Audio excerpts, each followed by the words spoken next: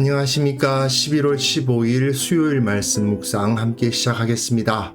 주님께서 말씀으로 하루를 시작하시는 우리 귀한 성도님들을 붙들어 주시고 은혜를 충만히 내려주시기를 간절히 기도합니다. 오늘 본문은 히브리서 9장 1절에서부터 10절까지 말씀이고요. 성막에 대해서 설명하고 있는 부분이라서 이것이 우리 삶에 어떻게 적용이 되나 싶은 본문이긴 한데요. 하나님께서 우리를 위해서 어떤 은혜를 준비하셨던가 하는 것을 한번 묵상해 볼 수 있는 기회로 삼았으면 좋겠습니다. 말씀 보시고 계속 묵상 이어나가도록 하겠습니다. 첫 언약에도 섬기는 예법과 세상에 속한 성소가 있더라. 예비한 첫 장막이 있고 그 안에 등잔대와 상과 진설병이 있으니 이는 성소라 일컫고, 또 둘째 휘장 뒤에 있는 장막을 지성소라 일컫나니 금향로와 사면을 금으로 싼 언약궤가 있고 그 안에 만나를 담은 금항아리와 아론의 쌍난 지팡이와 언약의 돌판들이 있고 그 위에 속죄소를 덮는 영광의 그룹들이 있으니 이것들에 관하여는 이제 낱낱이 말할 수 없노라.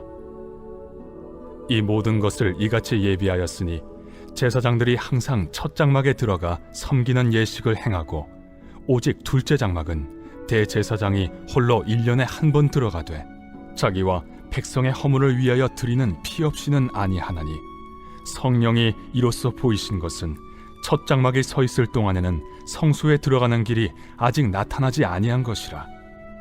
이 장막은 현재까지의 비유니 이에 따라 드리는 예물과 제사는 섬기는 자를 그 양심상 온전하게 할 수 없나니, 이런 것은 먹고 마시는 것과 여러 가지 씻는 것과 함께 육체의 예법일 뿐이며 개혁할 때까지 맡겨둔 것이니라.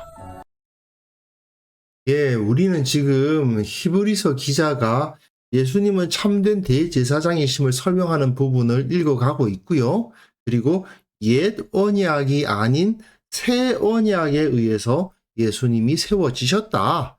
그리고 오늘 본문에서는 땅의 성소는 어떤 것이며 하늘의 성소는 어떤 것인가를 이제 대비해 주고 있습니다.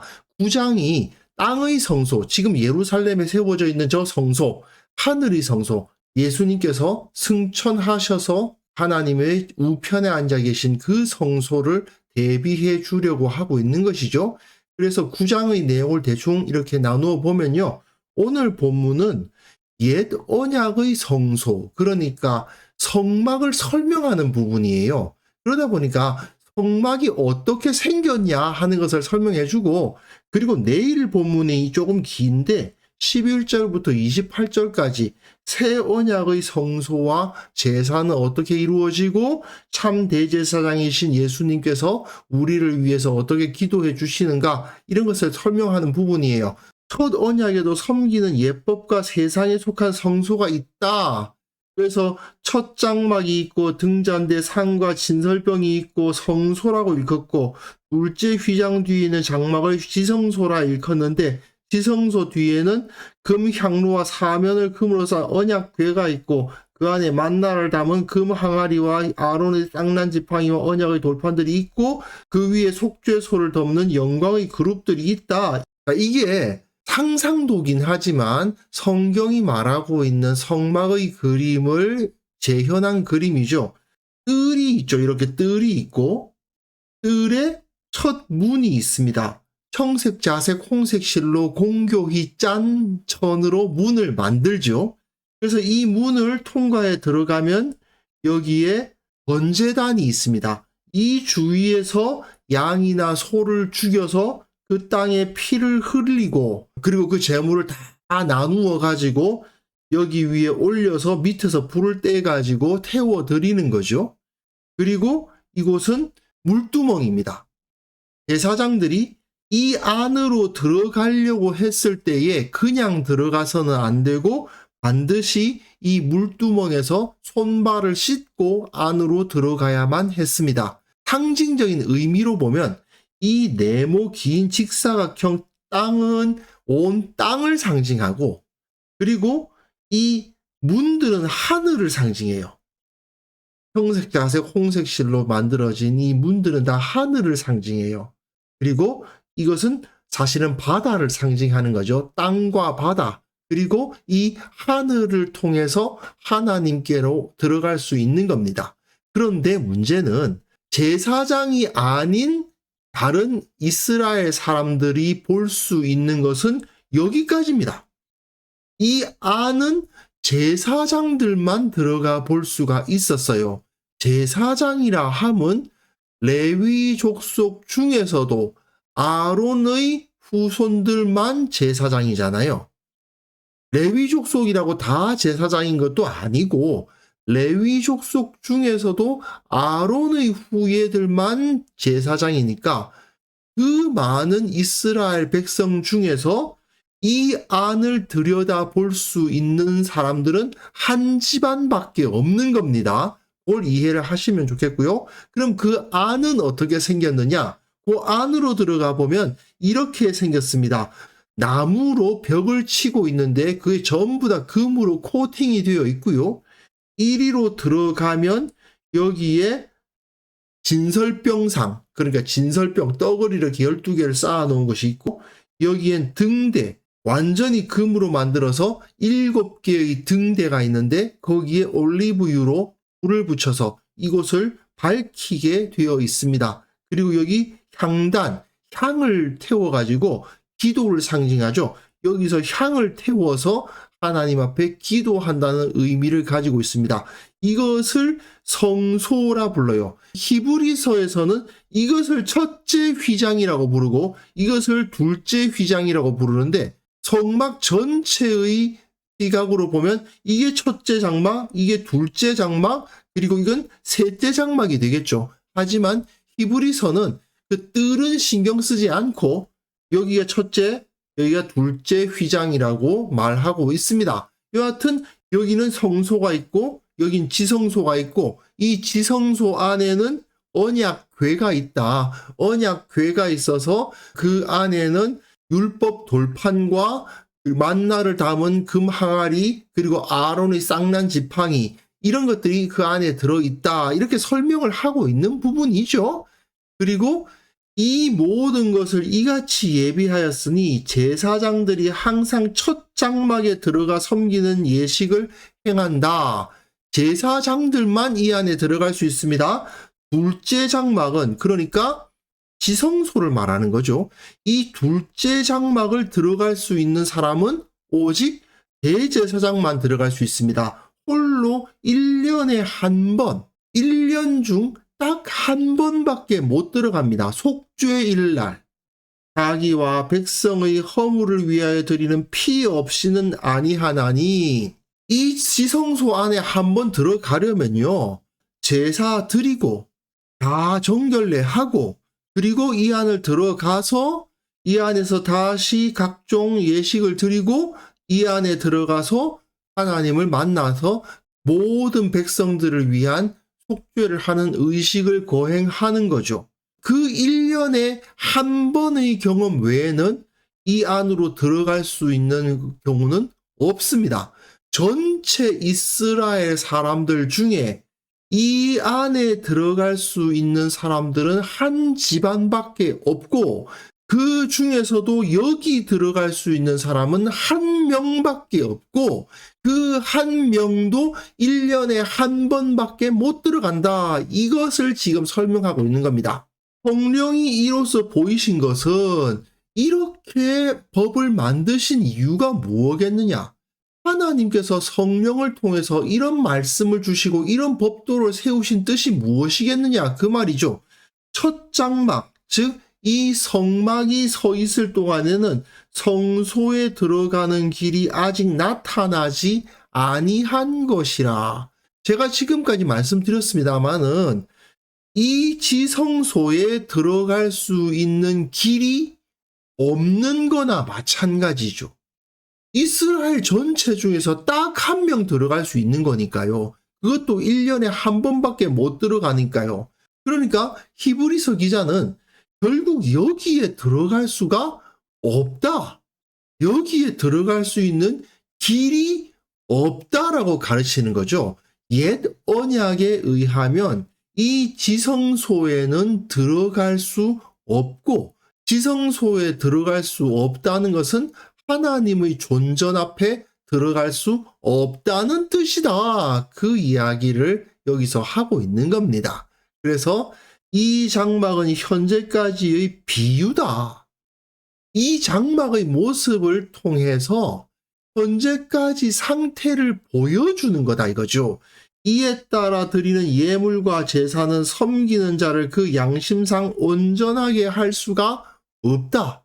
여기서 제사 드리고 예물 드리고 해봤자 그 양심이 온전하게 될 수 있느냐? 없다는 겁니다.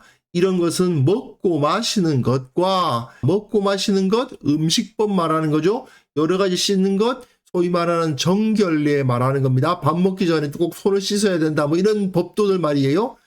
육체의 예법일 뿐이며 하나님께서 기뻐하시는 예법이 아니라 껍데기의 예법일 뿐이며 개혁할 때까지 완전히 바꿀 때까지 맡겨둔 것이다.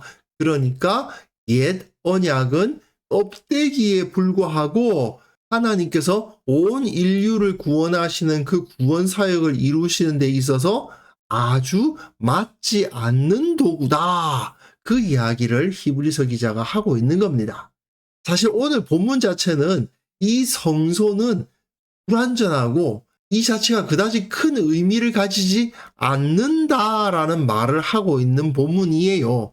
그런데 오늘 우리는 그럼 하나님께서 왜 이렇게 불완전한 성소를 이스라엘을 통해서 거의 1000년가량 유지해 오셨나? 이 질문을 던지지 않을 수가 없죠.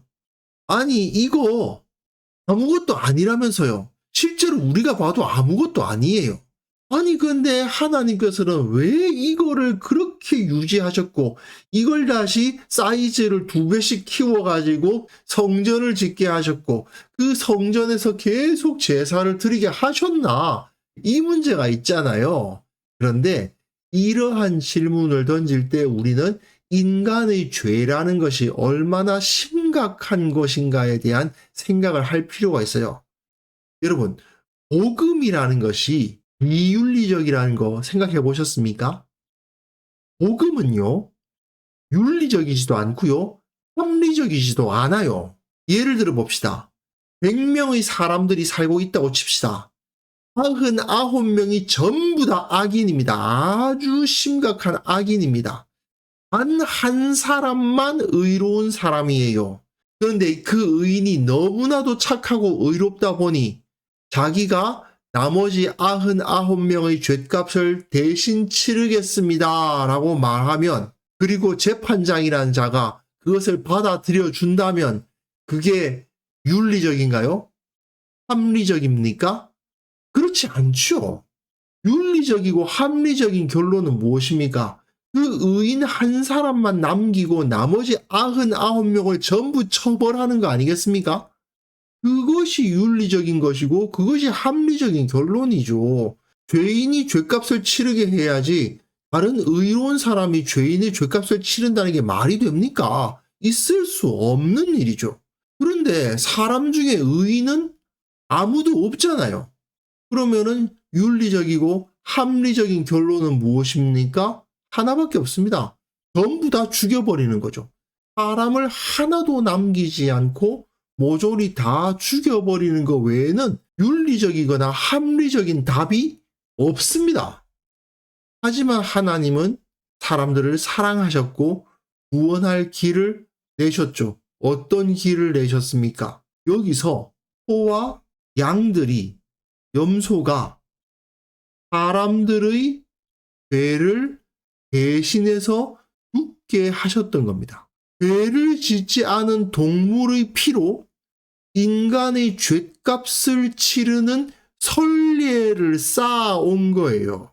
누군가가 대신 그 죗값을 치러준다는 것은 말이 안 되긴 하지만 오랜 세월 동안 동물의 피로 사람의 죗값을 치르는 것이 선례로 남아있기 때문에 논리적으로나 합리적으로 생각하면 절대로 정당할 수 없지만 그 선례들이 쌓임으로 인해서 정당해지는 거죠.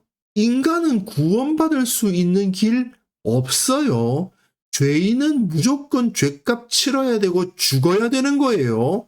그런데 그 결론을 피해가기 위한 유일한 방법, 여기서 수만 마리, 수천만 마리의 양과 소와 염소의 피를 흘리게 하셔서 그 동물들의 피로 사람의 죄값을 대신하는 선례들을 쌓으심으로써 누군가가 다른 사람의 죄를 지는 일을 정당화하신 거예요. 악한 우리를 구원하시기 위해서 그 아들을 대신 보내셔서 우리 죄값을 치르게 하시기 위해서 긴 세월 동안 그 성막과 성전에서 수많은 소와 양과 염소를 죽여가시면서 우리를 구원하시려고 그 섭리를 이어오신 겁니다. 그리고 그 소와 양과 염소보다 훨씬 더 억울하게, 훨씬 더 비참하게, 그리고 훨씬 더 순순히 그 죽음을 맞이하신 예수 그리스도, 우리 주님에 의해서 우리의 구원이 이루어진 것이죠.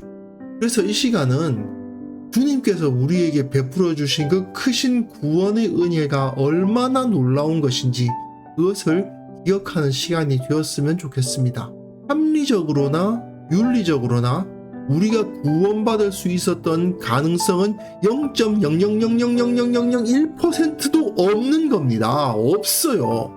그러나 주님께서 우리를 구원하시기 위해서, 이것을 정당화하기 위해서 천년의 세월 동안 그 선례들을 쌓아오셨고, 그 마지막에 우리 주님이 오사 우리를 위한 제물이 되어 주셨음을 기억하면서 이 은혜에 대한 감사와 기쁨이 늘 넘치게 하시고, 참으로 우리 모두가 예수 그리스도의 몸으로서 성전으로서 거룩하게 하옵소서.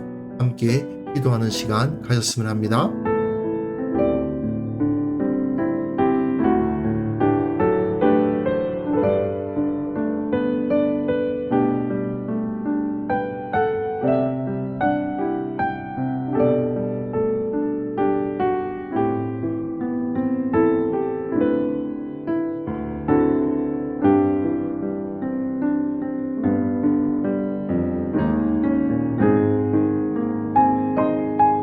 하나님 아버지, 주님께서 우리에게 베풀어 주신 그 구원의 은혜를 다시 한번 기억하게 하시고 감사와 찬양이 넘치게 하시고 그 구원의 기쁨을 잃어버리지 않도록 주님께서 우리와 함께하여 주옵소서.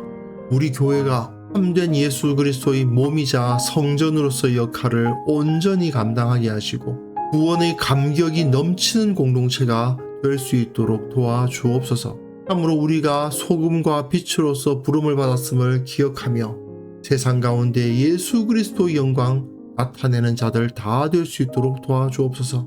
특별히 원하옵기는 세상이 너무나도 혼란스러운 가운데 있사오나 교회가 그 가운데 무엇이 진리인지를 드러낼 수 있는 공동체로 설 수 있도록 도와주시고 저들에게 등불의 역할을 감당할 수 있도록 은혜 베풀어 주시기를 원하옵고 바랍니다. 아버지, 오늘 하루도 우리의 주인이 되어 주시고 우리와 함께 하여 주시고 참된 지혜를 주시고 참된 풍요를 누릴 수 있도록 도와주시고 무엇보다도 주님과 함께 동행하며 주님처럼 살아가는 하루가 되게 하여 주옵소서. 감사드리옵고 예수님의 이름으로 기도합니다. 아멘.